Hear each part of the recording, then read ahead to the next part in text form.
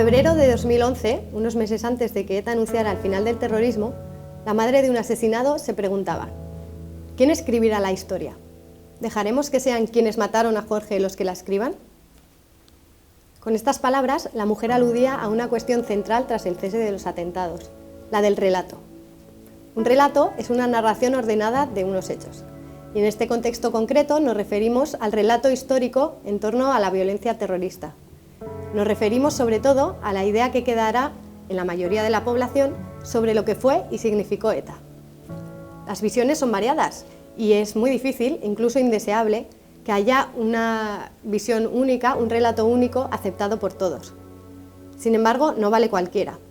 Algunos historiadores, como Luis Castells, hablan de unos criterios mínimos exigibles en ese relato. Debe ser un relato que busque la verdad, por incómoda que sea. Debe ser un relato riguroso y que aporte datos contrastables.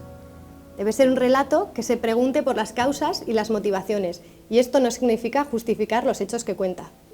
Debe ser un relato complejo que atienda a todas las voces y a todos los fenómenos, pero que no oculte la centralidad del terrorismo de ETA y de sus víctimas, pues lo contrario faltaría a la verdad.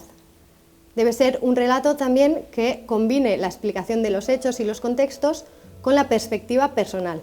Poner nombres y apellidos a la historia ayuda mucho a entender lo ocurrido en su verdadera dimensión. En este caso, la historia de las víctimas es imprescindible para entender lo ocurrido.